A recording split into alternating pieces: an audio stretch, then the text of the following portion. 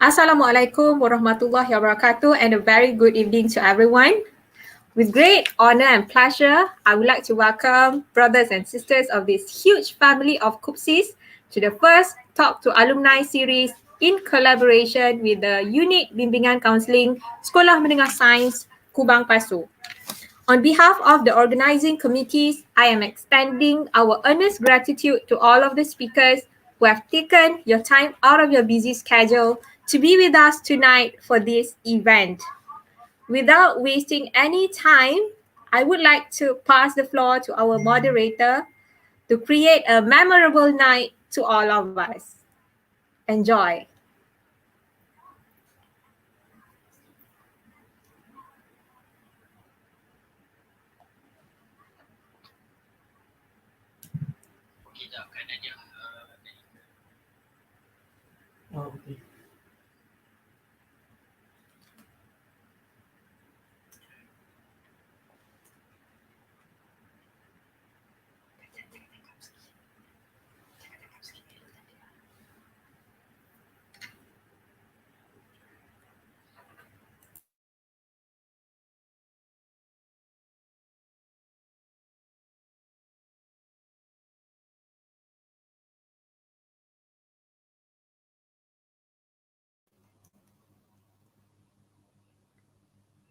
Okey.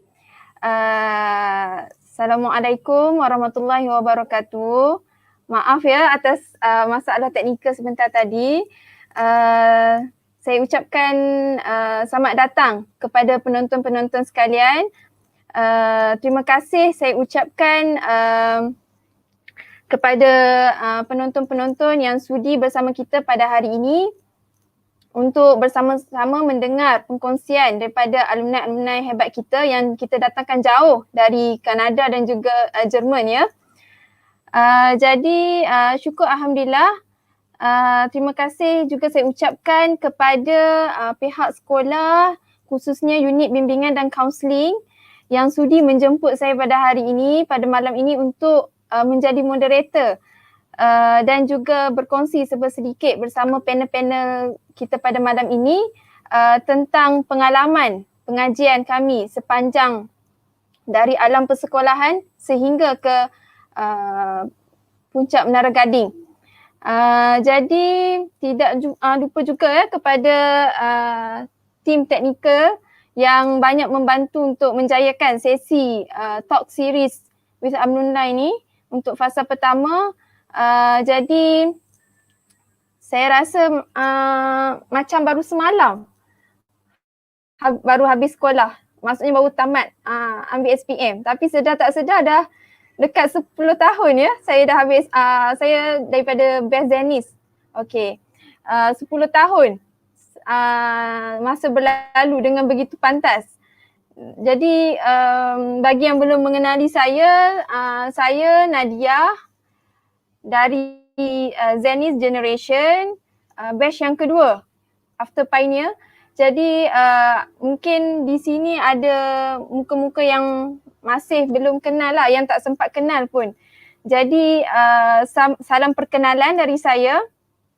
Saya harap dengan adanya pergerakan alumni yang baru bermula ni akan lebih mengukuhkan hubungan antara kita, baik yang senior maupun junior, dapat mengeratkan hubungan kita dan dapat membawa alumni kita ke tempat yang lebih tinggi.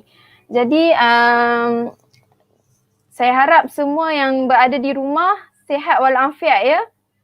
Hendaknya dengan musim-musim PKP ni saya tahu betapa sukar untuk adik-adik kita yang nak ambil SPM tahun ni untuk menghadapi pengajian yang mencabar ya, sebab semuanya dilakukan PDPR dan sistem PDPR pun kadang-kadang ada yang ada masalah untuk akses internet dan sebagainya, dan juga banyaklah rintangan, tapi saya yakin selagi mana adik-adik fokus dan tekun, insya-Allah kejayaan ataupun kejayaan yang mendatang akan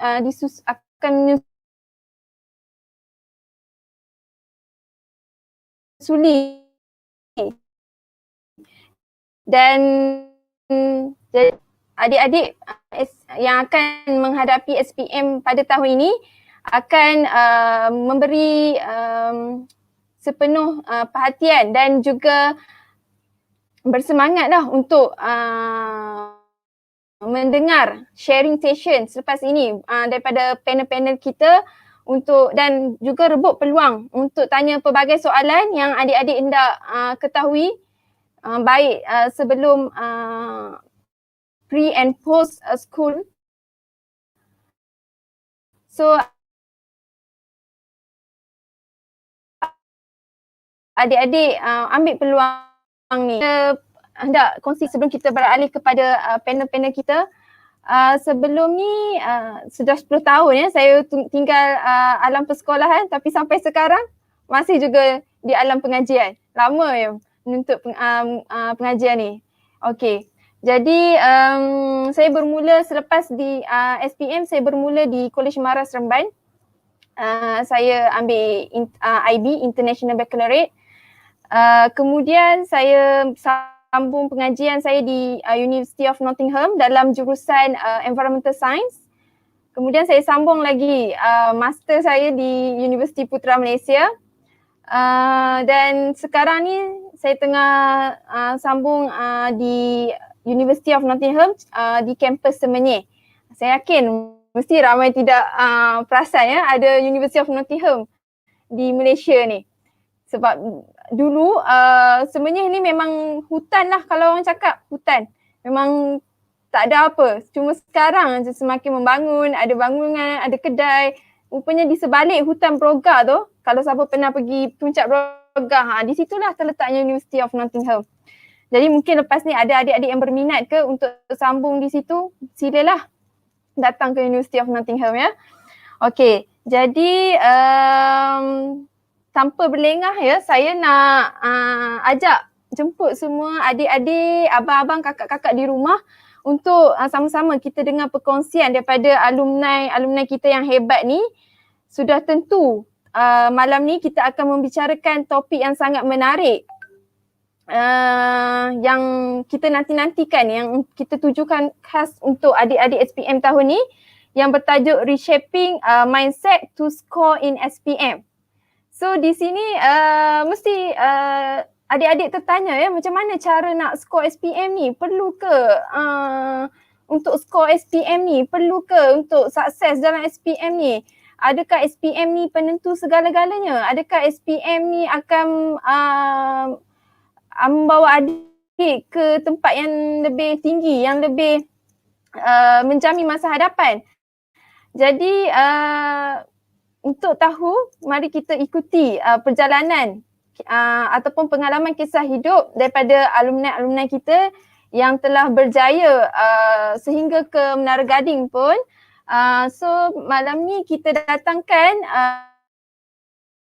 dua orang panel hebat kita untuk tatapan penonton semua, iaitu panel pertama kita saudara Atmaraj dari Chivalry Generation yang kini sedang menuntut di Jerman ya, salah satu universiti terkemuka di Jerman, Rutingen University, dalam jurusan Master Mechatronic. Dan kemudian kita juga bersama dengan panel kedua kita, iaitu saudara Afini yang sedang menuntut di University of British Columbia, Kanada, dalam jurusan Bachelor Chemical Engineering. Jadi tanpa berlengah, mari kita bersama-sama dengan Atmaraj untuk kita ungkapkan bahawa beliau kembali ceritakan sedikit pengalaman ataupun cara anda belajar dan tangani tekanan semasa belajar maupun perancangan masa hadapan anda sebelum anda memasuki dunia universiti. Apa perancangan ataupun cara-cara anda belajar di sekolah dan sebagainya. Dan cuba ceritakan sedikitlah pengalaman belajar sampai sekarang di negara orang bagaimana rintangan, halangan. Saya yakin banyak halangan yang mendatang ataupun yang telah anda tempuhi ya sepanjang 6 tahun, hampir 6 tahun di Jerman. Okey. Silakan Atma, saudara Atma. Terima kasih Kak Nadia. I hope everyone can hear me.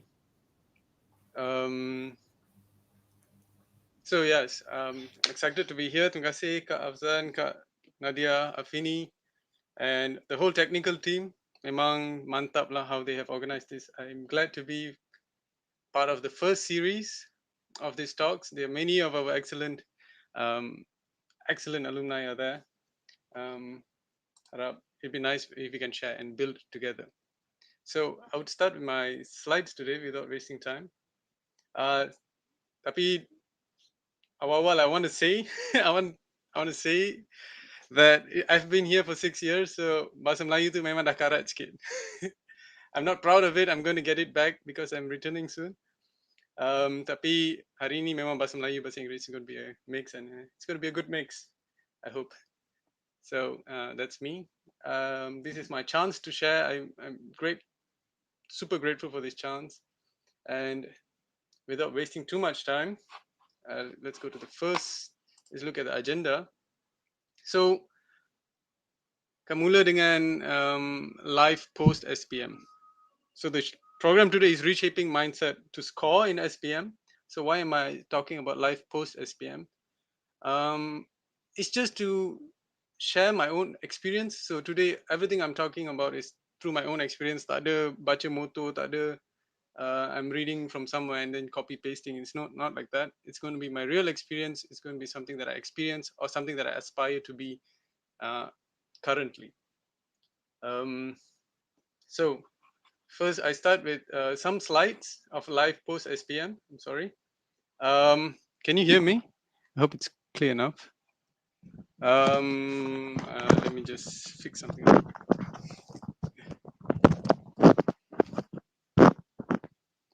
I hope if you can hear me clearly.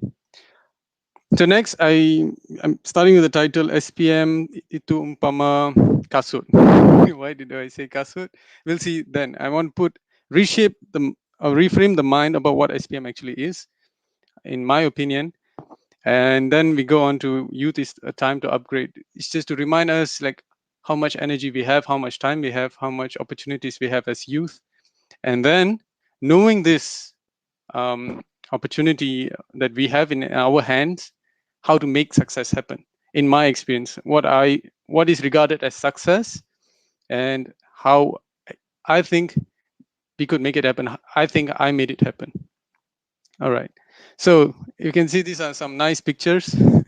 Live post SPM and KUPSIS. This is still during KUPSIS. I remember this picture is from all our lima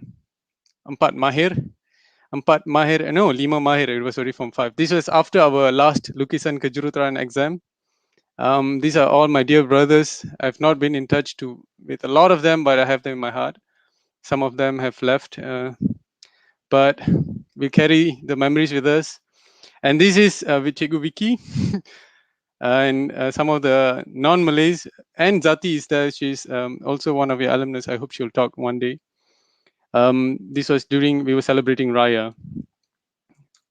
And then after SPM, of course, it was PLKN. I had a great time in the Camp Tapa, Camp Cenderiang Tapa.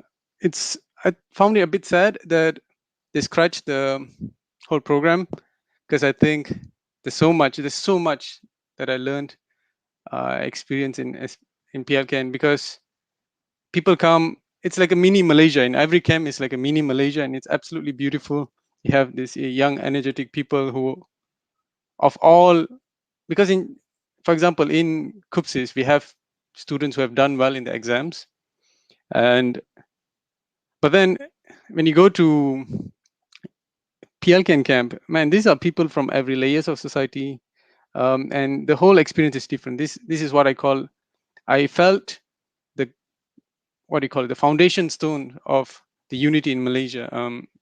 I'm not dramatizing it a lot. People who know me know that I'm always talking about it. But okay, after PLKN, then I went back to get our results. These other friends who murid-murid cemerlang with Cikgu Rafia and our amazing principal, Cik Ismail. And we have, this is the lineup of our straight A plus students, I guess. And at that time, we were able to become the first in Kedah as a third batch in Malaysia. Memang hebat lah. It was third batch of Kubang Pasu Science School. We became the first in Kedah. I thought that was absolutely amazing what we did as a batch. And then I went to doing applying scholarships because I did well.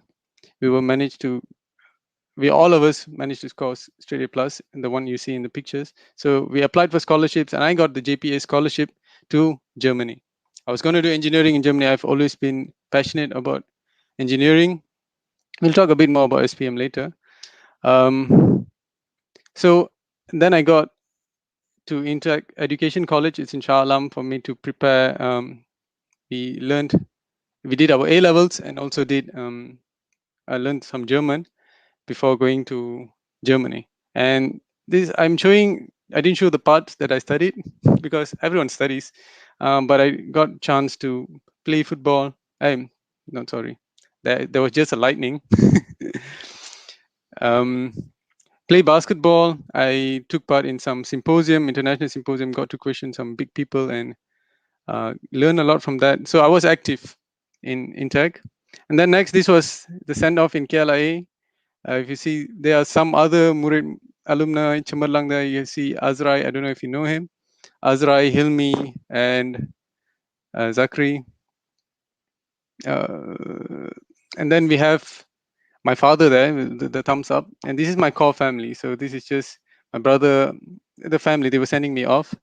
There were others who came together. So it was pretty eventful that day. It's nice to look back because from there, I did a language course. And then I went to Reutlingen University. So Reutlingen University is not like a big university. It's not absolutely famous. But the thing about universities in Germany is quality is everywhere. In every university you go, there is quality in that. They don't really think about rankings. These are called universities of applied sciences. So we learn engineering, but we apply them. So we are always in contact with the industries. For example, here, in this picture, I'm part of presenting something to one of the companies that visited. It's a huge company, Festo, and we were showing our robot and our development that we did there. So I studied mechatronics. So for me, mechatronics and robotics is the same, and that's what I'm doing. I've been incredibly passionate about robotics, and that's why I continue doing my bachelor degrees and also master degrees in mechatronics at the same university. And yeah, this is one of our cute robot from our laboratory. I didn't work with him so much, but he's always there for shows and everything. So from Reutlingen University, I'm finishing my my master's degree soon.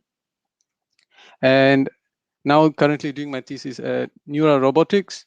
It's a new company that makes state-of-the-art technology, robotics technology. So we have the robot arm and we are working on topics such as how to intelligently pick up an object. How do you know what object that you're picking up? And then how do you interact with the operator and all this pretty cool stuff. I'm very excited about them. And yeah, so that's my background. Why am I telling you my story is because so that you can decide whether this guy is worth listening to. Would he have something interesting to say? That's up to you to decide because we're going to the next topic. SPM itu umpama kasut. I put kasut on purpose there. Kasut, sometimes people think a kasut seems very degrading, but little do we know, kasut is one of the most important attire that you can have. A shoe is something that you wear. It protects you from everything, and it takes you places. It's something that gives you access. For me, that was SPM to me. My motivation to score well in SPM, was so that I have access. Why do I want access? Because I know with the results I can open doors. So I didn't know for sure. Okay, clearly I wanted to do engineering, but I was like, what if I switch my mind and wanted to do a medicine or something else, So that was my motivation. Why I want to score the best, because the best I can, and that was 10A plus. So I just had I didn't give myself any other option. I'm like, okay, I'm going to score 10A plus. I'll do whatever is required to achieve that. Because that's all you can do. We can only give our best. And why do I say SPM itu umpama kasut again? Because you can always change your shoe. Because I want to make the idea of SPM clear in your mind, because you are not your shoe, you are not your SPM result. So I have my real life. I've had my brother. I have had my cousins who has just recently finished SPM, who have gone through SPM, who didn't have as excellent a result or as they expected to have. But then, how you make your life after SPM? There's so many opportunities that come. Like, yes, SPM opened doors for you, but then there are so many other doors that are open. No matter, even if you get 10 E's, there's always a chance, because I'm in Germany now. You'll see here academically, it's a bit different. What makes Germany great is their vocational working powers. So I have some opinions about how we can do better in our education in Malaysia, but these are some big ideas that we together as alumni, as a generation, we can work towards. But for now, we have SPM in our hand. This is a chance to open doors. So make it clear in your head, like I did. What I did was I made it clear in my head, what do I want from SPM? Why do I have to score? Because there are some subjects that I like. There are many subjects that also that I don't like so much. But then there's always a method. This is why we have all this technique, Menjawab and all that. So we learned, what do I have to do to score? And that's always up to you. Once you have decided I'll do anything I require to do, then you just do it. And how to make sure the mind doesn't stop you from doing it, we'll come to it next. But because what I want to talk about is not so much about SPM, because what happens after SPM and during SPM. What I felt, I'm turning 26 this year, and I'm stepping out into the world. So a lot of alumni, people who are still studying, like Hafzan and all, or Kak Nadia, would say that, okay, life as a student is pretty comfortable. You have your parents support you, or you have the government support. You pay less price for a ticket. You pay a student price for everything. Life is so sheltered. You can say it's sheltered, but you can also call it support. Life is supported for you to just grow. So just put extreme focus to grow without any limit. What do I mean by grow? I don't mean do big things. No. That's not what I mean, because I'm talking about life. Because I see to myself, I spend a lot of time just making sure, just watching what I think, making sure I could see better, I could hear better, could taste better. I'm giving this example because these are your senses, making sure you're physically fit, you're mentally fit. There are a lot of challenges that you will meet by the time you're 25. There are also a lot of people that you meet and lose by the time you're 25. So before stepping out into the working world or stepping into family situations, this is a chance to grow. This is what I did. And one thing that I love, this is a wise man told me that I carry with me, wherever you go, we must be in such a way that you stand out. So you stand out like a sore thumb, but standing out in excellence, but not in competition. If you're standing out because you feel like, I'm better than these people, it's a sickness. You're standing out because other people is doing worse than you, that is sickness. But we are standing out because you are extremely focused to make yourself better, and that is something I carry with me. It seems very unrealistic from what I talk, but this is how I carry myself. This is what I've been doing.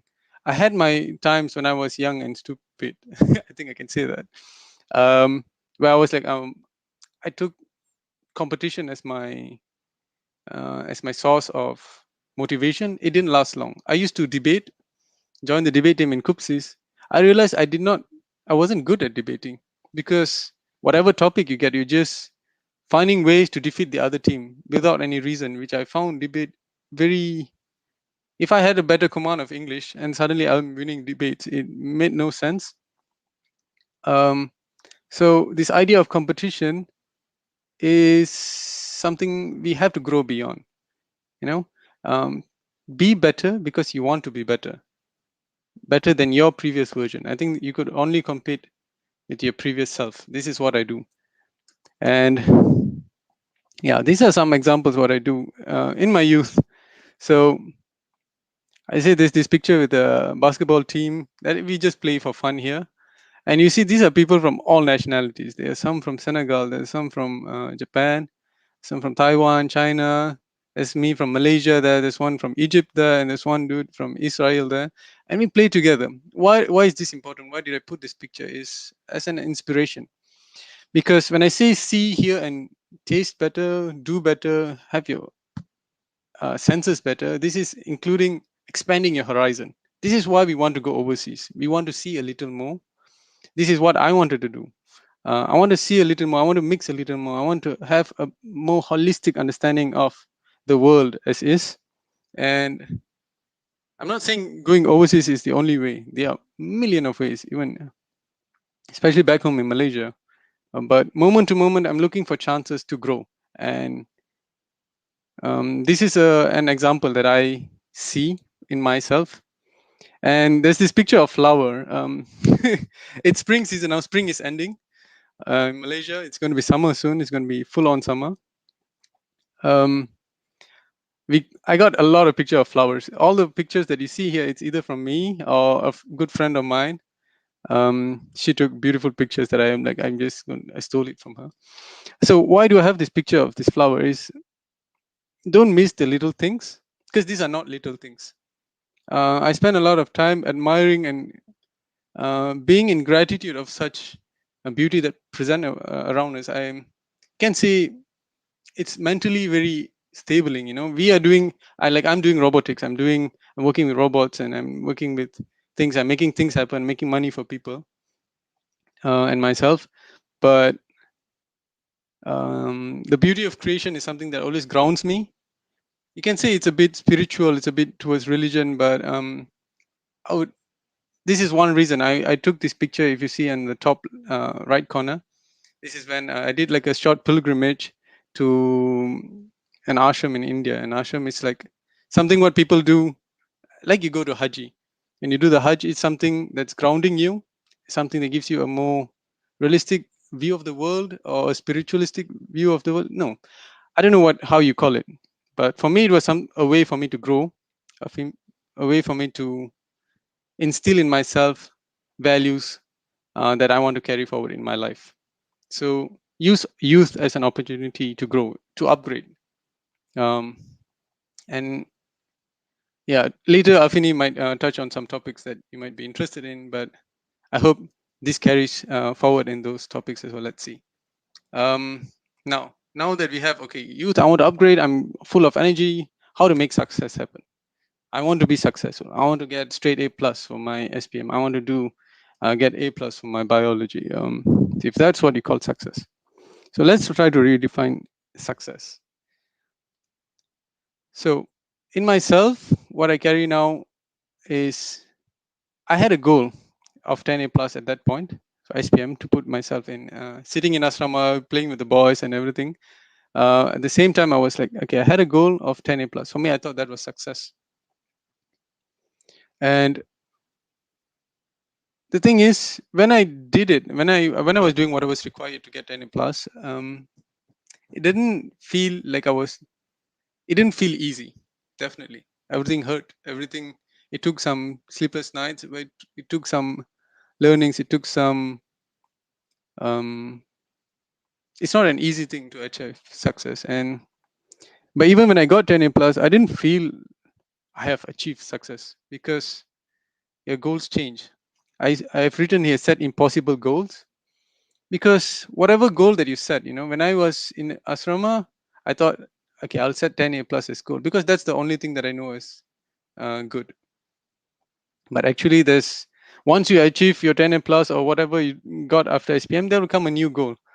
So at that state of mind, with all the information I have, I can only set a goal that I know.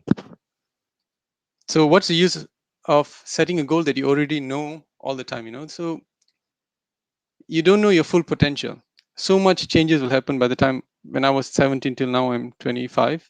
A lot of things has happened. My goals has been redefined all the time. So now for me, my goal personally, I'm sharing with you guys, is I want to be the best version I can be of myself. I don't know what that is. I have no idea what that is. I don't know what being best version of myself is. But how I help is how I work on that is I do everything that I do. I try to give my absolute best. Like I was making the slides. I don't know. I spend a lot of time trying to align these pictures to make them look good. When I brush my teeth, I try to brush my absolute best. Like why aren't we brushing your absolute best every day when you brush your teeth? So it carries forward. These are little things that will carry forward. So when I'm speaking to you now, I'm trying to pick the absolute best pronunciations I can come up with. And this way, when you're trying to focus to be your absolute best, you're so focused on yourself, people around you might notice and call you successful. When the alumni called me up and say, please come and present, then they noticed and said, okay, you're a successful person. Then people around you will determine that you're successful. Don't try to be successful. Just try to be the best version of yourself, and the situations around you will recognize this success. So, and part of how I achieve this success is I'm being involved fully. So how do I say that? For example, these robotics competitions that I went. So this I was doing besides studying. It took a lot of sleepless nights. It took me sacrificing some of my exam results. So you saw the 10A plus on my SPM. You must see my German results. You must see the results throughout my semesters here. So they are not great. Of course, there are lots of hardship trying to learn engineering in German itself. So the language itself was a challenge to me, but it's something that I took in stride. You can calculate your risks and do accordingly, but don't calculate your rewards. That means don't be like, okay, I've done 3 sleepless nights. I need to get this much results, this much reward. Like, don't do this calculation. Just be completely involved. This is what I do. I give myself completely to whatever I'm doing. So when it was robotics, I was just throwing myself at it.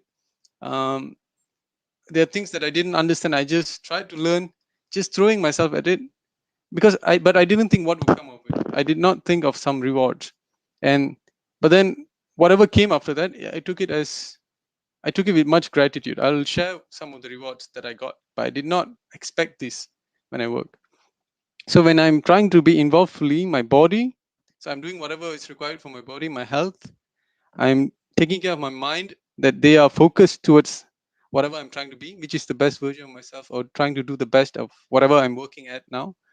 And then my emotions as well. Of course, by the time you're 70 25, a lot of emotional waves will come in. There might be days you don't want to wake up out of bed. There might be days you may fall in love, you may fall out of love. It doesn't matter. So all of them, you try to focus them into whatever you're doing, and the creation is amazing. You all are amazing. You don't know how much potential we have. We don't know how much potential we have. But how to express this potential is when you focus, it will show. There must be some results.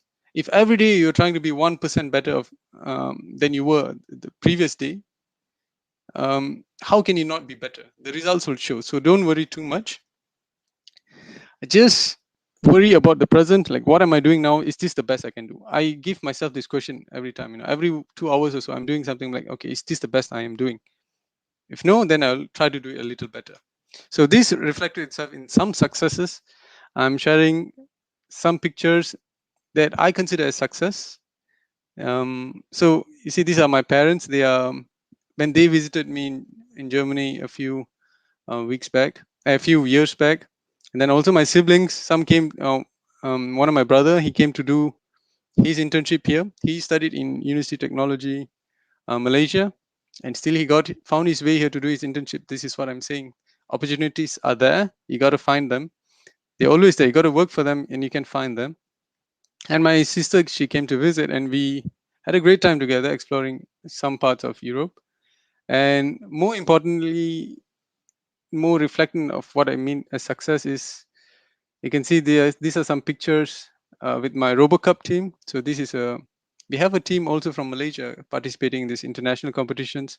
And actually last Sunday, I would like to share that we got like a 3rd place in an international competition with robots. So this being fully involved, I've gained, like if you see this person here who's shaking my hand and I'm shaking his hand. He's my professor at, in my university. I've spent a lot of time with him. I've spent a lot of dedicated interactions with him just through all these competitions and all that. And he has seen me grow as a person, as an engineer, and through him, I have been able to open doors for my internship, for my thesis. Yeah, doors that I didn't even think it would be possible. See, this is what I meant. I wasn't even thinking about rewards. I was just being completely involved in what I do. People around you will regard that as success and carry you. They'll support, because competence is always valued, and they're willing to learn, willing to give yourself. This is always recognized, and I implore all whoever's watching this, maybe you can relate, or if you're not relating, maybe you can try it out. I'm not sure if I'm in that place yet, and to suggest, but I'm graduating soon. I'm looking forward to come back to Malaysia, and here me speaking to you guys is what I regard also as success. To be an alumni of KUPSIS is a success to me. And this is just scratching the iceberg. There's so much more to do, so much more I can contribute and learn from, and also give to the alumni and beyond. Like, I'm thinking of Malaysia, I'm thinking of the world in general. But let us see. I guess that's all from me. I'm looking forward to your questions, Kak Nadia, and also from people who are watching. And these are some pictures, some more pictures from spring. This was from previous winter. It's from my friend, and I have beautiful pictures. We should have a separate presentation for that. These are my handles on social media. You can reach me. Please reach me if you need some advice, or you have something you want to share about. I'm always engaging to whoever who reach me. So please do that. And that will be all from me, I think. Thank you for your attention and time.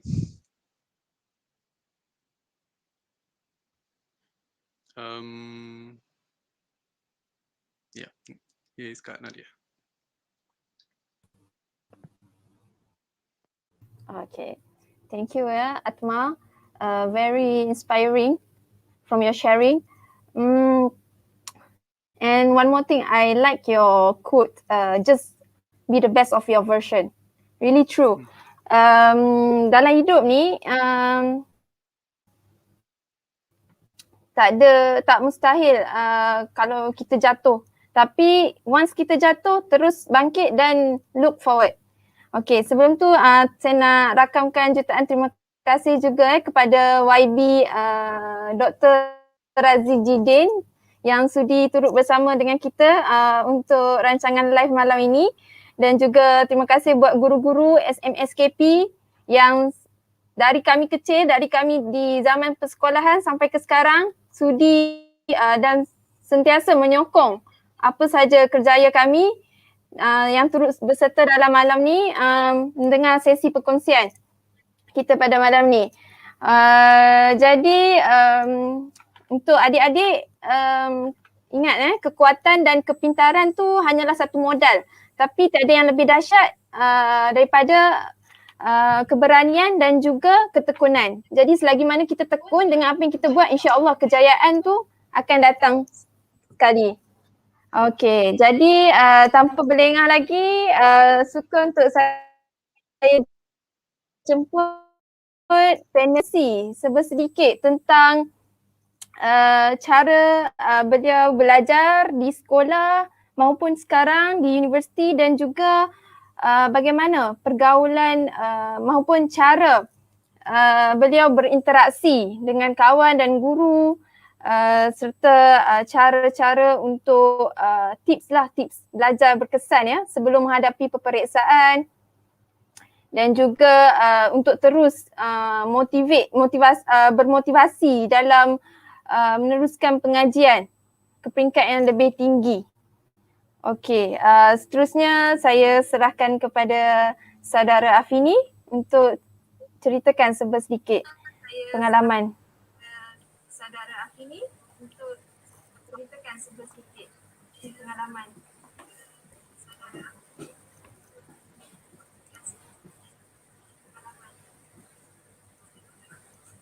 Okay, Assalamualaikum warahmatullahi wabarakatuh. Good morning from Canada and good evening to you all.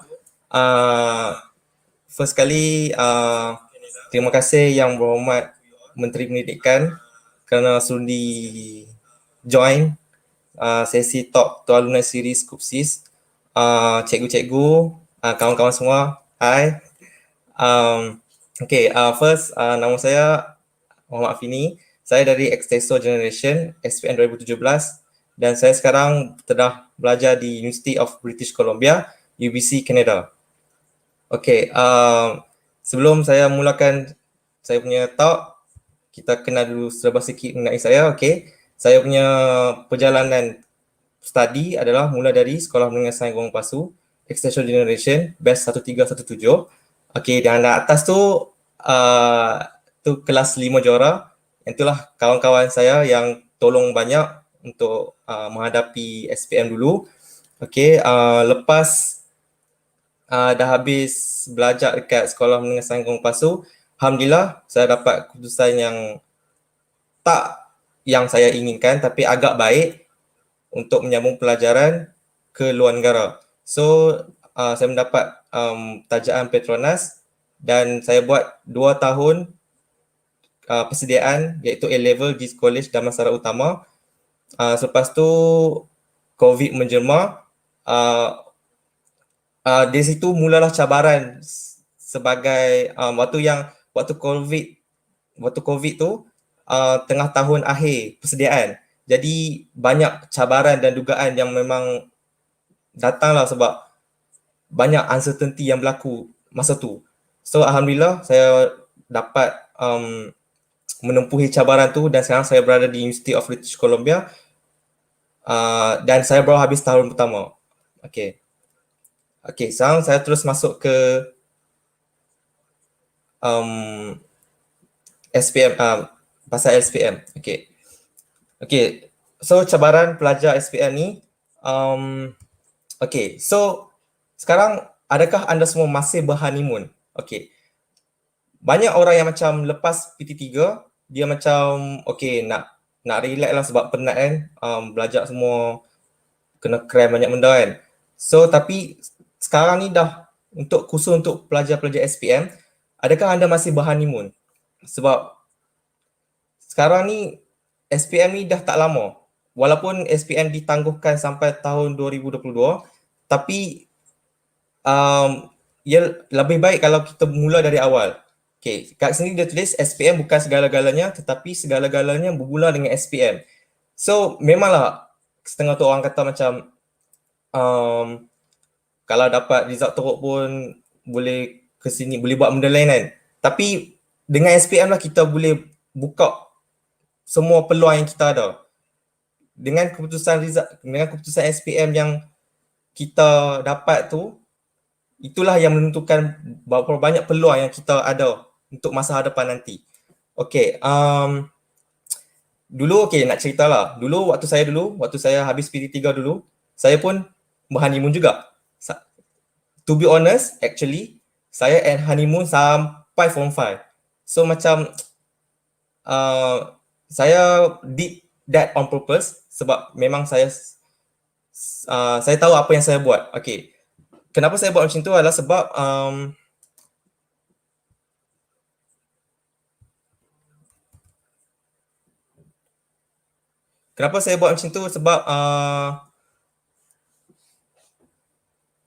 sebab saya dulu waktu cara saya berhoneymoon tu taklah berhoneymoon, macam nak tenangkan minda lah. Slide tak bergerak ke?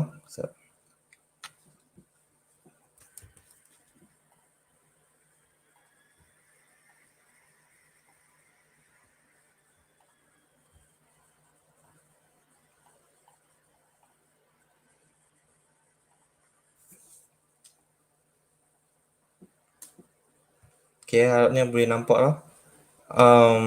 Okay, cara saya dulu menenangkan fikiran dulu adalah dengan cara saya join sebanyak-banyak aktiviti yang boleh yang ada dekat sekolah dulu. Okay, contoh waktu form 4 dulu, yang atas ni adalah FreeSys, yang ni pertandingan yang buat dekat Selangor. Memang tujuan saya sebenarnya adalah nak tenangkan fikiran, saya nak travel je. Sebab itu memang minat saya. Okay, sebenarnya kenapa saya suka travel ni sebab saya berasal dari keluarga yang agak susah. I'm from single parent, I'm grow up from single parent. So nak pergi travel ni adalah satu macam susah lah. Saya boleh kata macam sepanjang saya duduk kat asrama tu, saya memang tak pergi langsung travel dengan family sebab memang banyak halangan. So dekat sekolah lah saya berpeluang untuk menerokai segala-gala pengalaman yang saya boleh capai. Okay, dan kat bawah tu adalah Kaohsiung International Invention and Design. Itu memang inovasi. Saya memang dekat sekolah dulu memang sangat suka join inovasi. Yang itulah pengalaman pertama ke luar negara. So terima kasih kepada semualah yang macam bagi saya peluang semua tu. Okay, ni semua kata 4. So masa form 4 ni boleh kata 1 tahun tu memang saya ni memang berhoneymoon lah, macam pergi banyak tempat untuk ambil pengalaman sebab selain daripada akademik, pengalaman tu pun penting juga.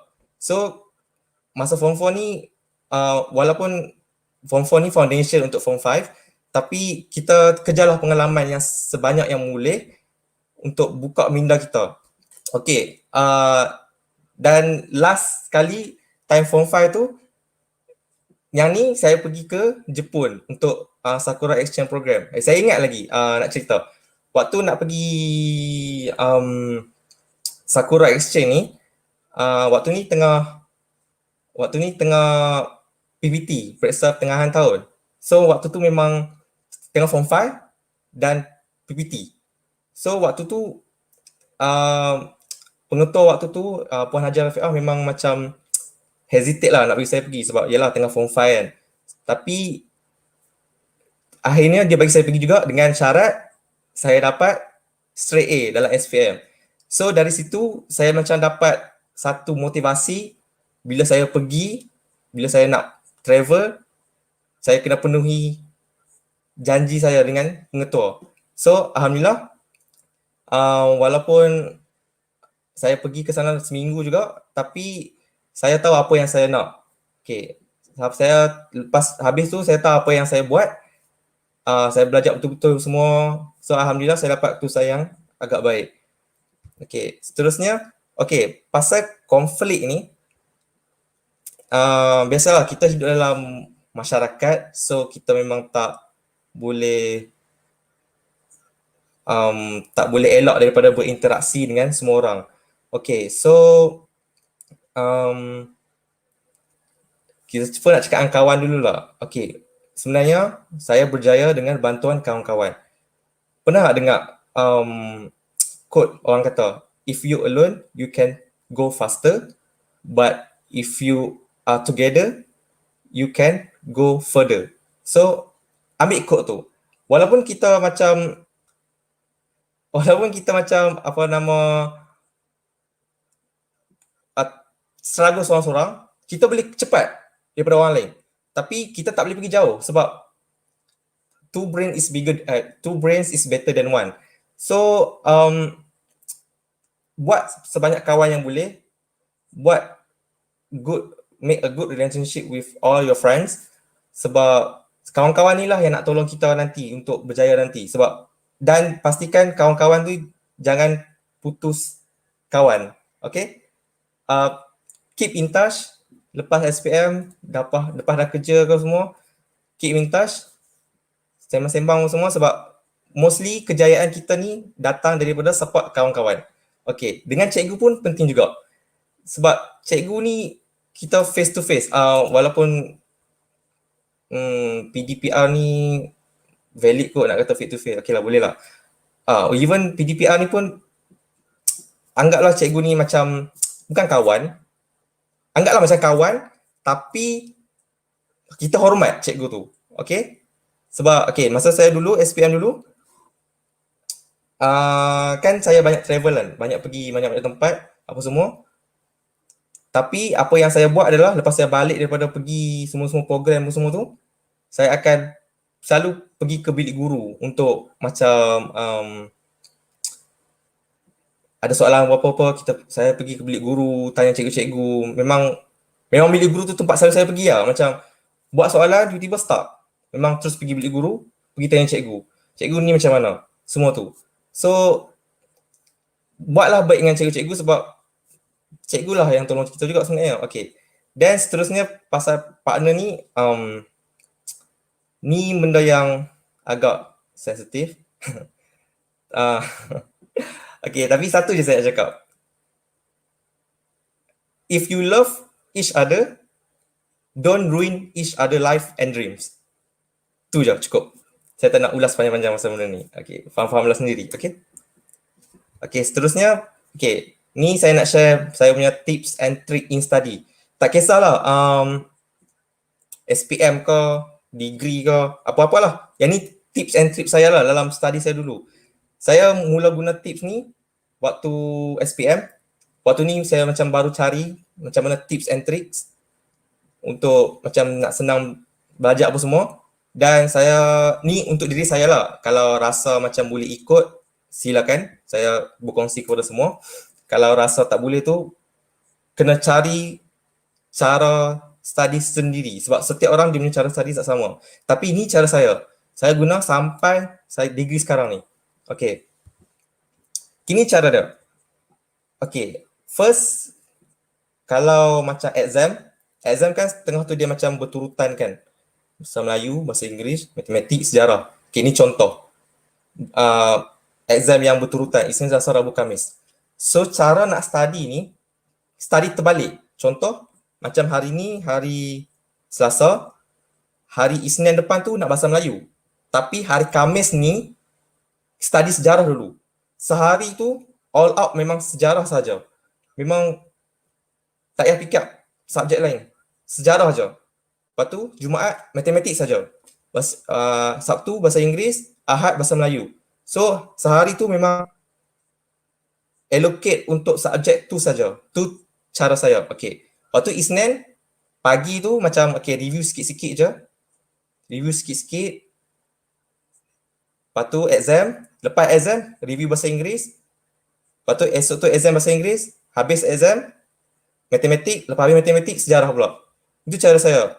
Sebab kebanyakan orang ni macam study last minute tau, macam cram semua benda. So benda tu sangat tak elok sebab nanti kita macam kita belajar untuk exam. Kita bukan belajar untuk ilmu. Okay. Sebab tu kita kena faham apa yang kita belajar. Okay. Satu lagi, okay, ni memang macam jadual lah. Jadual macam mana saya belajar dulu. Tapi cara saya belajar adalah cara saya belajar dengan jawapan. Okay, contoh kan, AdMath saya ambil 4 tahun past paper. Contoh 2014, 15, 16, 17. Okay, 16 dengan 17 ni saya simpan kemudian. Saya buat 2014, 15 dulu. 2014, 15 ni memang saya buat tengok jawapan, tapi bukan semata-mata tengok jawapan saja. Buat dan fahamkan benda tu. Kita fahamkan apa yang soalan nak, fahamkan konsep betul-betul konsep yang kita belajar macam AdMath ni kan. Contoh quadratic equation ke apa semua tu kan. Kita belajarkan konsep, fahamkan quadratic equation ni apa application dia. Apa kita boleh guna untuk masa depan. Jangan kita belajar semata-mata kerana nak exam je. Bila kita faham, kita lagi senang nak. Kita tak hafal pun. Bila kita faham, boleh kata kita automatik akan faham benda tu. Akan hafal benda tu. Okay, so macam AdMath tadi tu, buat 2 tahun tu, tengok jawapan, kita fahamkan cara dia soalan, macam mana soalan direka semua tu. Lepas tu baru kita tengok, okay, soalan ni nak apa, kita buat. lepas dah habis 2 tahun yang tengok jawapan tadi tu, kita ambil yang 2016-17 tadi ni, kita set masa 2 jam, okay, bukan 2 jam lah, set masa sebagai exam. Duduk dalam bilik seorang-seorang ke, mana-mana lah seorang-seorang, set masa, buat macam exam. Kita tengok, kita ni betul-betul faham ke tak? Macam tu, itulah cara saya study dulu. Tak kira lah subjek apa pun, semua kita boleh guna untuk, setakat ni lah, saya guna memang sampai sekarang, memang bagi saya menjadilah benda tu sebab dah lama lah saya cuba cari cara study dan itu cara saya lah. So siapa yang nak guna tu dipersilakan, memang saya share lah untuk semua. Okay, itu cara lah saya study. Okay, untuk apa, okay, nak cerita pasal belajar masa COVID. Okay, masa saya A-level dulu, COVID 2020 dan waktu 2020 tu memang COVID mai dan waktu tu saya nak final exam untuk preparation. Dan tiba-tiba waktu tu COVID dan boleh kata satu dunia lah lockdown kan. Satu dunia lockdown. Dan exam A-level tu cancel. A-level ni dia macam SPM juga, boleh kata macam SPM sebab dia macam selaras satu dunia.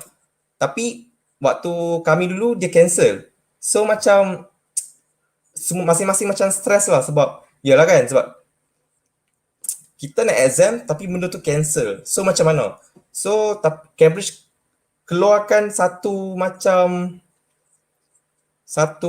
outline result final grade based on predicted grade by teachers.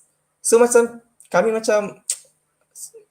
belajar penat-penat kan, tiba-tiba result dia based on predicted grade. So memang rasa macam tak fair lah, tapi nak buat macam mana kan, sebab benda ni international punya exam, so kita kena ikut apa yang dia buat. So dia based on insight punya exam, adalah macam exam yang cikgu lecture yang dalam tu yang buat sendiri. So belajar je lah elok-elok. So itulah, susah jugalah. Tapi lepas habis A-level tu, sambung degree dekat UBC, British Columbia. Tapi waktu first semester tu dekat Malaysia. So kawan-kawan saya tahulah sebab saya banyak cerita kat mereka kan. Waktu first semester tu, kelas selalu start pukul 11 malam, habis pukul 2 pagi, 3 pagi. Lepas tu start pula pukul 7 pagi, 6 pagi semua tu. Lepas tu first semester ni ada group project pula.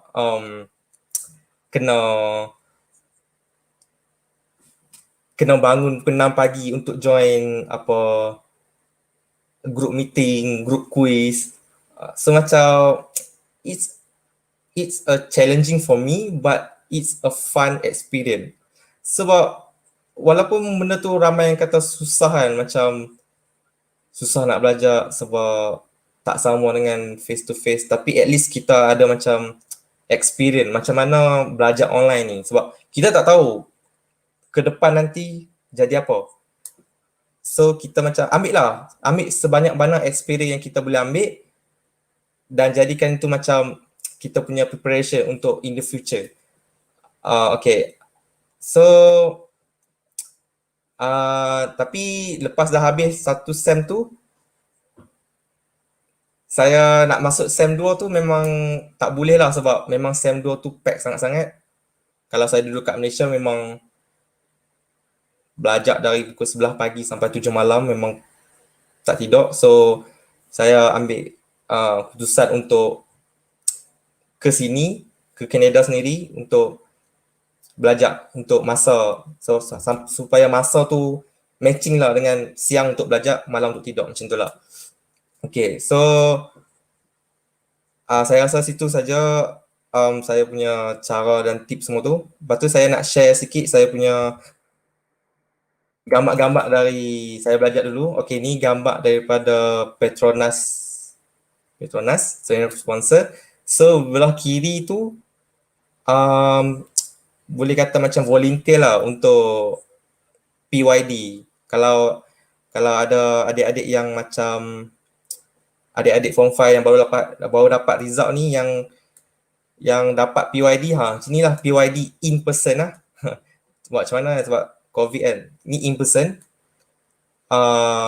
Okay, semua yang baju putih tu semua pegawai Petronas. Okay, tu macam family lah. Yang belah kanan ni waktu program OBS dulu, OBS ni macam program jati diri lah Petronas buat untuk dia punya scholars.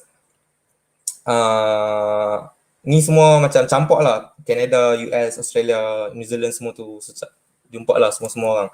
Okay, ni gambar dekat Canada. Ni memang pengalaman saya lah. Sebab saya kata tadi kan, saya suka travel kan. So segala peluang yang saya dapat, saya akan keluar tengok dunia ni macam mana supaya saya boleh open minded. Okay, sebab macam mana, akademik tu penting, tapi selain daripada akademik, pengalaman tu pun penting juga. Sebab pengalaman tu yang support kita punya akademik. Contohlah macam orang pergi kerja pun, kita letak dalam resume kita kan, akademik berapa, experience macam mana, semua macam mana kan. Tapi apa yang employer tu tanya, semua pasal pengalaman. Macam mana kita hadapi orang yang, macam mana kita teamwork, macam mana kita kalau kita volunteer, macam mana kita pengalaman volunteer tu, ataupun dulu sekolah buat apa. So macam even kita get a good result in academic, but experience will support academic. Experience tu penting lah, sebab saya ada contoh senior dekat sini. Senior lah cerita, kawan dia local sini, dia macam dia punya akademik tak seberapa bagus, tapi sebab dia ada experience, dia memang banyak experience, dan sekarang dia kerja dia memang dapat kerja yang lagi bagus daripada orang yang bagus akademik. So keep your academic and your experience on par. Maksudnya balancekan dua tu. Macam saya ni, saya memang suka travel. So kalau dapat peluang je pergi hiking ke, memang saya pergi. Yang belah kiri ni gambar kami berparti dekat rumah salah seorang senior, sebab dua orang student Petronas tu dia habis belajar, dia nak balik. So ni memang semua budak-budak Malaysia lah. Budak Malaysia, Tajaan, Petronas dan Mara. Belah kanan ni gambar kami pergi hiking baru 2-3 hari lepas. Pergi hiking dekat adalah tempat Johor. Tapi kami semua pergi dengan ni semua dibenarkan tau, bukan melanggar SOP tau, tak tau. Sebab sini memang boleh travel. Okay. Seterusnya, okay, ni gambar atas ni pun gambar-gambar budak Malaysia juga yang memang kami pergi travel. Memang dekat kereta nampak macam poyo sikit lah, tapi tapi okey lah. Budak-budak Malaysia semua ni, ni kat Winsler, memang kami pergi hari tu. One day trip semua, dan bawah ni dekat pantai. Sebab Canada ni, siapa yang berminat datang Canada ni, dia macam more to nature country. Terutama dekat kawasan saya ni, kawasan British Columbia ataupun Vancouver ni, memang jalan sikit nampak taman, jalan sikit nampak pantai, jalan sikit nampak hutan, jalan sikit. Dia bandak, tapi orang sini dia preserve dia punya nature dan buat untuk pelancongan. So memang kalau bukan sebab COVID memang ramai. Tapi sebab sekarang ni COVID, so kami ambil peluang untuk travel lah sebelum orang dah makin ramai semua. So inilah antara gambar-gambar yang kami pergi travel. Sebenarnya ada dia banyak lagi gambar-gambar yang pergi travel, tapi sebab kita kekangan masa, okay. Saya rasa dari situ saja kot saya punya perkongsian. Terima kasih kerana sudi mendengar. Berbalik kepada Kak Nadia.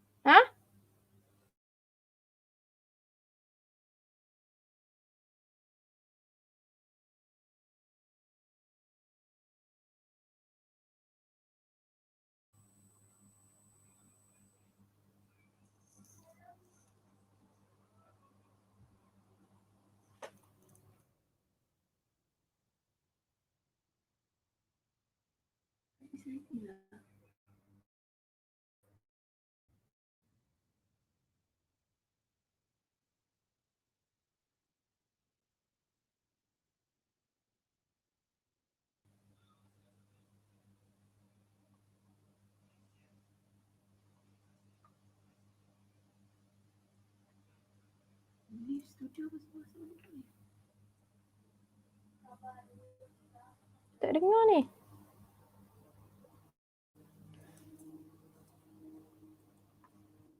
Dah habis kau? Ya.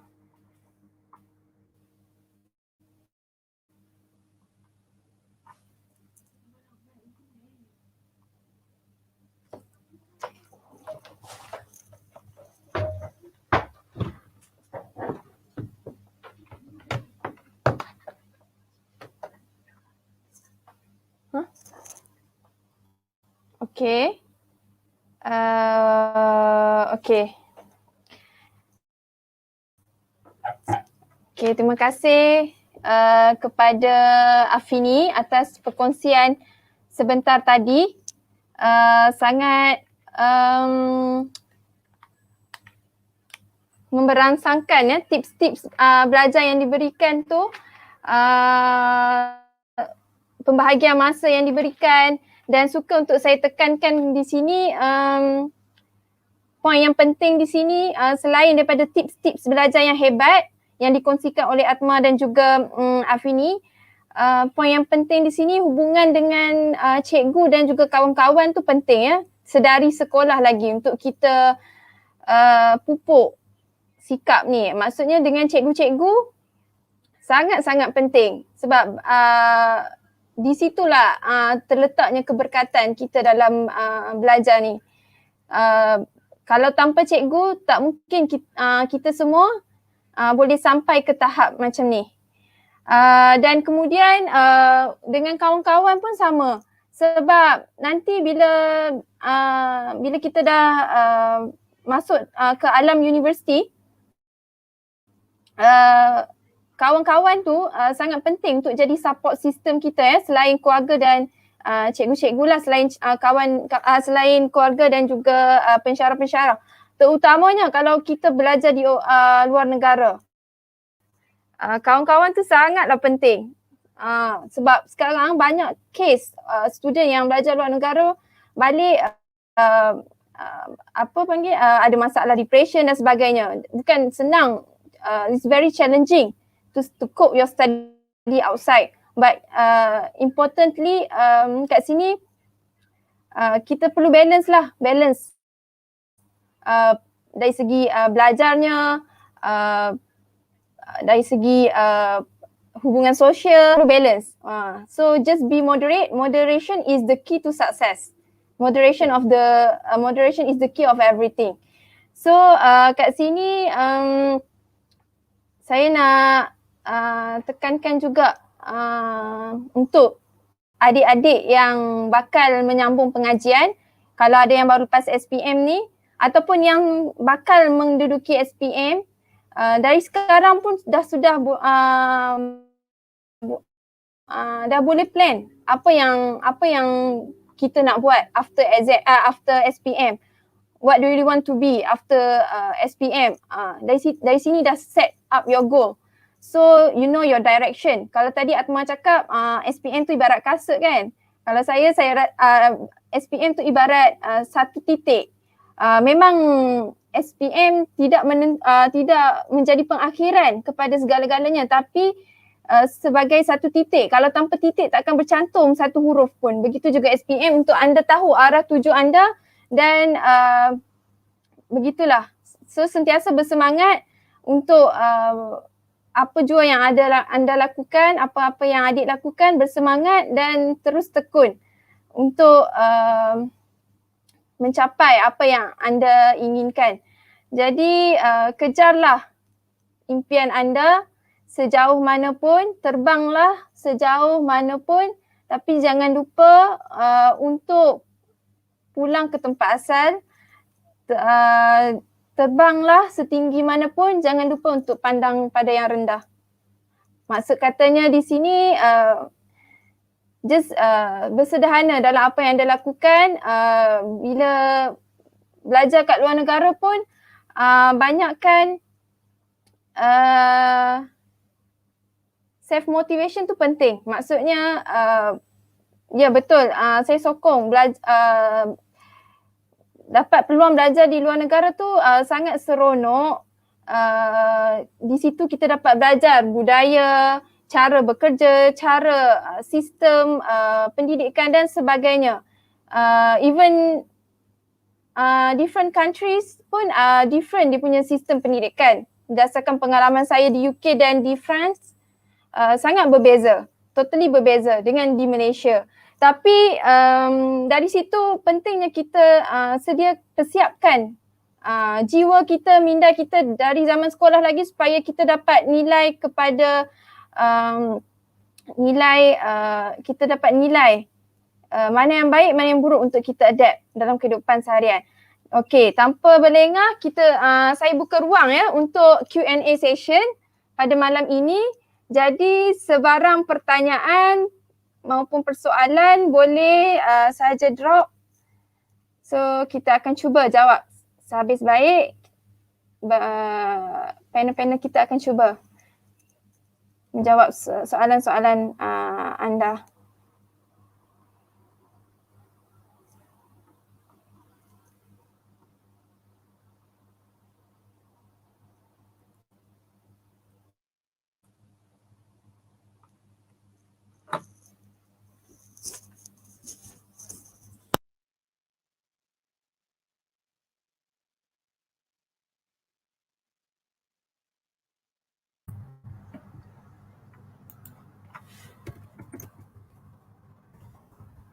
Okay, will this soalan pertama ya, will this program be done every single year for every SPM batches in the future?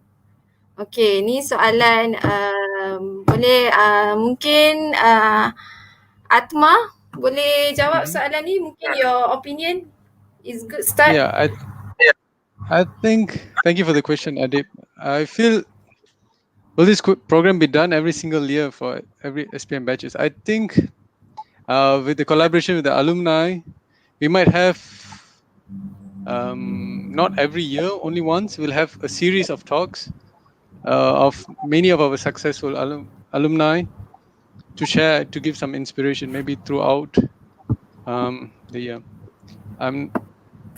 I am not 100% sure how often it will be because this is the first of the series, but with some discussion with our technical team, kita akan ada banyak lagi sharing, banyak lagi professional dari, because we are professional, the alumni are turning into professionals in different fields. We can share and we can inspire and we can also learn from each other. Connection also between the alumni, this is a great way to connect, and I'm so excited.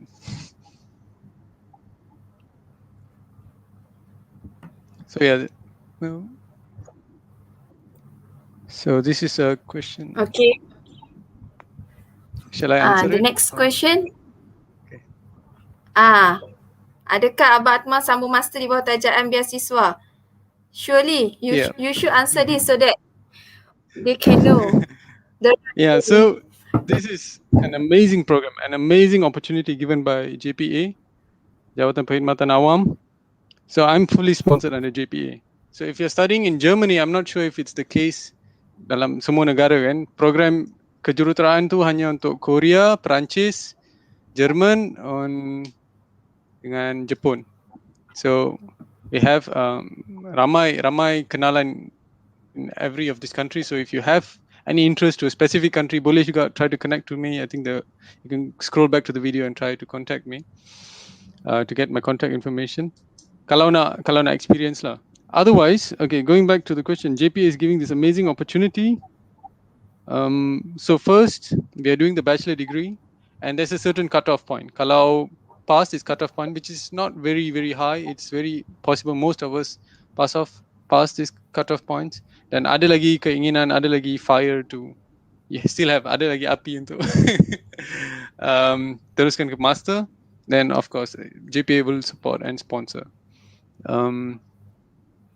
So yes, I was sponsored by JPA for my master studies as well, so far.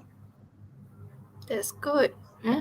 So you'll be bounded dengan GPA lah after coming back. Yeah, gladly. So I think the terms were, I don't know if they're still the same, but in my agreement with the government, it was 6 years if I did only bachelor's, and then additional 4 years if I did my Master. master's as well. Okay. But bondage with the government also means you work with GLCs and many other great things that are going on in. I would like to stress, like, studying in these countries, that means you have to learn the language, and this is an advantage. Like bahasa German and Abang Zakri suruh. I saw in the comments he was asking me to speak. Da kann ich But schon ein the bisschen Deutsch. syllabus will be in German, right? I mean, Yeah. Yeah. So my whole bachelor degrees was in German because we spent a lot of time trying to learn the language. Ich kann schon gut Deutsch jetzt, and I'm going to continue trying to use this German also when I work in the industry. Yeah, that's all. Okay, thank you, Atma. So next question, we move to for Afini. How does the transition from a teenager to a young adult feels like in a foreign country? How do you feel? Okay, ni pasal transition lah. Dari Malaysia ke Canada, dia macam dari satu negara yang jaga kita ke negara yang open. So macam iman tu memang kena kuat sebab kat sini macam-macam benda boleh nampak. Even Jerman pun saya rasa memang open lah sebab kat sini pun memang dasar orang sini open. So sebab tu lah saya kata tadi, kawan-kawan tu sangat penting. Sebab Canada ni antara negara yang tak banyak tajaan hantar ke sini. Sebab tak tahu, tapi antara banyak-banyak penaja yang hantar sini cuma 3 je setakat ni. Petronas, Mara dengan TNB. Tu je. Tu pun setiap tahun, setahun 10 orang ataupun 7 orang ataupun 8 orang. Memang tak ramai. Memang dekat sini yang mana nampak muka Malaysia tu, itulah Malaysia. Sebab tu lah kawan tu sangat penting. Even kita ada bad relationship dengan dia pun, kita cuba baik sebab itulah keluarga kita kat sini. Dia susah sebab nak biasakan diri, banyak benda lah. Cara belajar, dia punya culture, weather. So semua benda tu lah. So dengan bantuan kawan bolehlah hidup. Mana-mana pun sama je. Asalkan ada support from family and friends, you will be fine. Yeah. So ada Nation Student punya association lah dekat Canada. Ya. Atau Tak silap setiap negara pun akan ada dia punya student association. Macam dekat sini panggil SMC, Seri Malaysia Club. So memang semua student Malaysia dekat situ lah. So kalau nak sambut raya macam hari tu pun sambut sekali lah. Satu rumah buat makan-makan sekali semua tu. Sita. Yeah, we have MGSS here, Malaysian German Students Society. Okay. Yeah. Okay. More questions coming in? Okay. Umar Ali soalan daripada Umar Ali, any tips on how to improve our English? So maybe I want both of you answer it. Maybe we start with Atma. Improve English. So to improve English, you got to use English. This was my experience. I tried to relate with my experience learning German. To learn German, we had an organized course, so we had German lecturers who were trying to teach us English. But I found that I learned most when I listened to some simple German songs. You get suggestions, German songs that they actually pronounce that you can sing along. I watched German movies. You just have to acclimatize to listening to the same language. So if you're watching English, right? If you're trying to learn English, nasihat saya just cuba baca bahasa Inggeris. Selalunya orang ada yang takut baca bahasa Inggeris sebab takut tak faham. No, your brain is amazing. You can guess what the meaning is, and that's how I learn all languages. You guess the meaning once you don't find it. And if you are very active, you can try to look, but listen, speak, and be involved in the German in an English atmosphere, and you will learn naturally. Because if you think about it, kalau kanak-kanak sekali pun, like babies, no matter where they are, no matter what language the origins were, if you let them grow up in a, let's say in an African nation, in Tanzania, they will learn the local language. So learning, it's a natural capability. Just be in that environment, build that environment for yourself. Try to find friends who speak in English. Try to get your friends to also speak English. About it's just another tool. So more languages, the better. And that's how I learned, and also use it. Yeah, you can see even Bahasa Melayu. I studied anda belajar Bahasa Melayu all my life. Dah memang cakap Bahasa Melayu seumur hidup. Dah 5-6 tahun I've been involved around mostly English. Like see, memang karat sikit. But I know if I just give a week, seminggu, tadi Kak Afsan tegur better improve English, my Malay, definitely. Kalau balik Malaysia, I know 3 days, 4 days, I just speak Bahasa Melayu and it's back. The knowledge is there, it just has to come to your tongue. So it's easy. You can do this. I'm very sure. Yeah, that's from me. Afini, maybe. Okay, untuk saya pula, sekarang so Canada ni English country, dia memang official language dia memang English dan French, tapi mostly orang kat sini pakai English. So cara nak improve English ni, communicate lah in English. Communicate, cuba baca dalam English. Sebab saya kat sini dah hampir 6 bulan, hampir 6-7 bulan, memang semua signboard kat sini semua English. Nak communicate pun semua English. So macam tu antara satu practice lah yang boleh kita practice even kat Malaysia pun. Cakap je English. Dan satu yang dekat sini, mereka tak judge kita punya vocab and grammar. Cakap je macam mana pun, broken lah macam mana pun. Asalkan faham dan menepati apa yang kita nak sampaikan, that's all. Dia tak condemn kita punya your vocab is wrong, your grammar is wrong, no. Cakap je macam mana pun.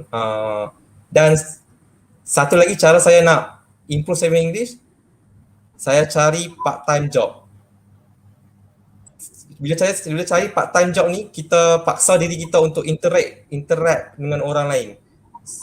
Itulah salah satu cara saya untuk, walaupun saya macam hesitate jugalah, macam takut sikit, tapi kita kena paksa, push to the limit. Kita keluar daripada comfort zone. Okay, itu je lah.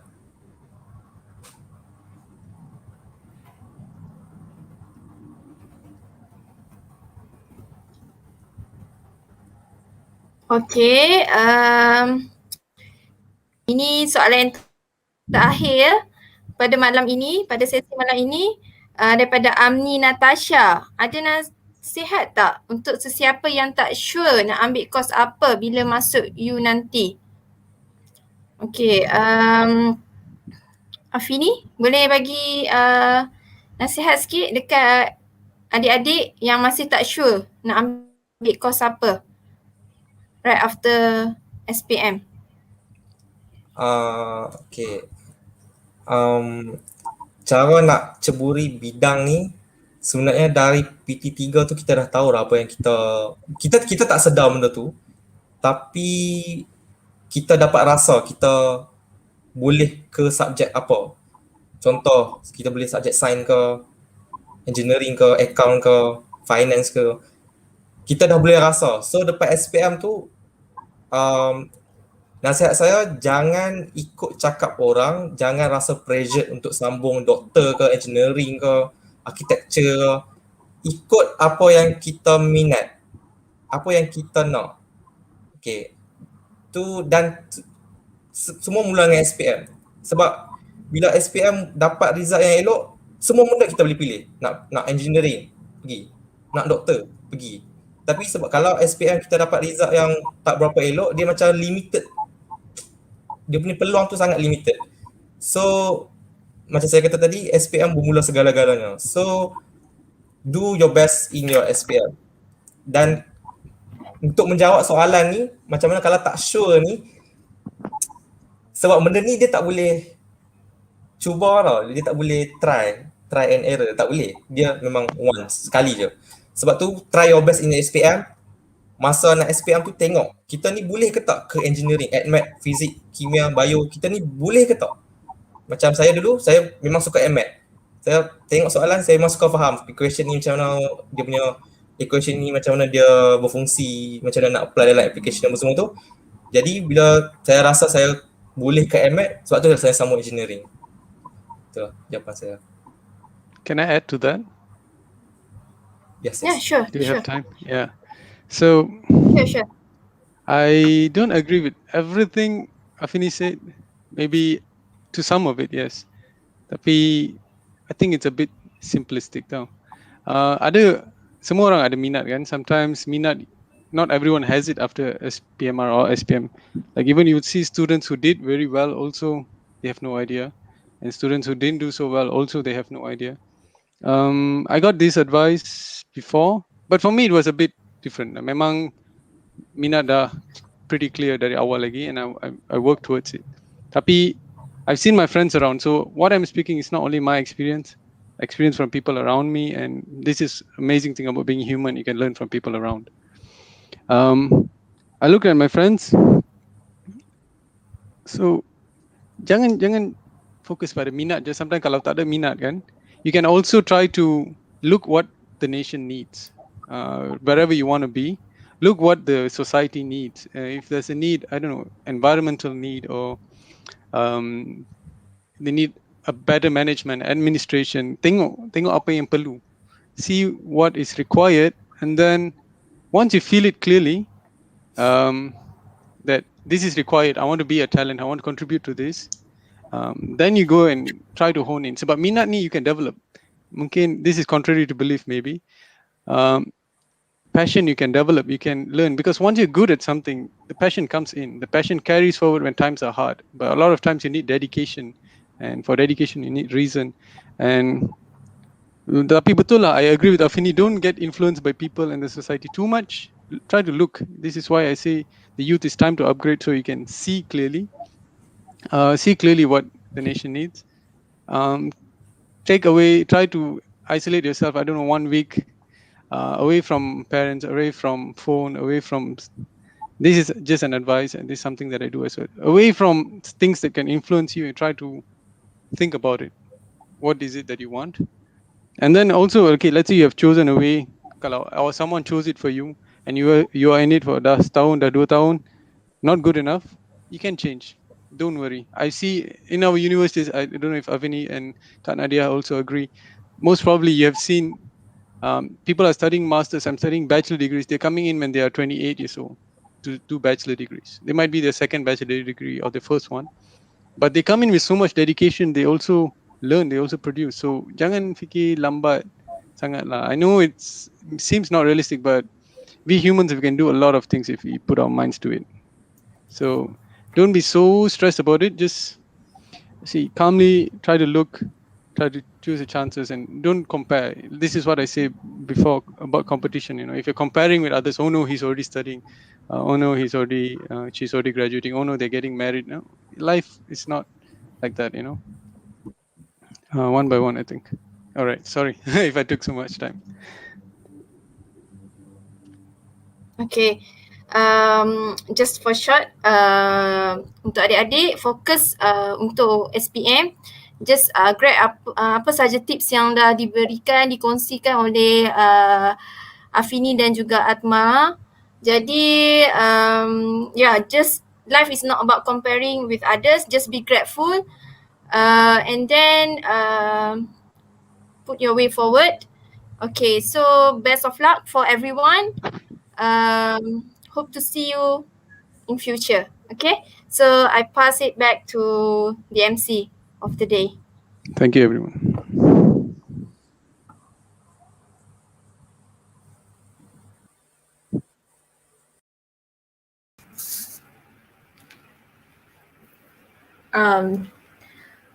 Before I end this event, I would like to recap whatever that have been shared by our respected speakers across countries. For some reasons, I'm really proud of everyone. First of all, from Atma, he said standing out not because of you are competing with someone, but because you are out there wanting to be the best version of yourself. And then he said he's on the other side of the world because moment to moment he is waiting for the chance for him to grow. And he also advised that don't chase success, just be the best version of you and success will follow suit. And at the end of his speech, I remember he said, calculate your risk. Take calculated risk, but don't calculate your rewards. And then Fini on relationship with the teachers and students, he said, if you're alone, you may go faster. But if you want to go further, please be together. No matter with friends, with family, you need strong support systems to keep you going. And then he also said, berkawanlah dengan guru. He gave examples on how he made it because of our teachers in school. And he also advised, if you love each other, please don't ruin each other's life and dreams. That's very profound advice. And as of Nadia, she also mentioned it is important to balance out. Moderation is the key to success. And she says self-motivation is important regardless of where you are destined to be in life. I hope these takeaways will bring you places in life. And I think that's the end of it. But I would really love to credit the technical team, Razwan from Zaz Generation, Zarul also from Zaz, and of course Mustakim Razali. Thanks a lot for your dedication. You made it happen tonight. And also thanks to all teachers, unit bimbingan counselling, especially our beloved alumni. I'm sure a lot of us today gathered at the comment section.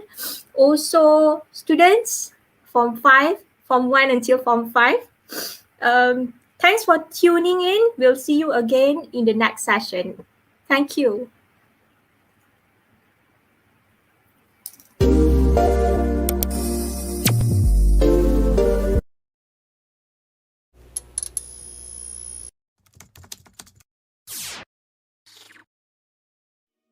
It's hard to be big when little's got you. When little's got you, you can be in a big situation and have a big opportunity and have a big chance and have a big door open under you, but you either won't go through it or you'll ruin it when you get in it because you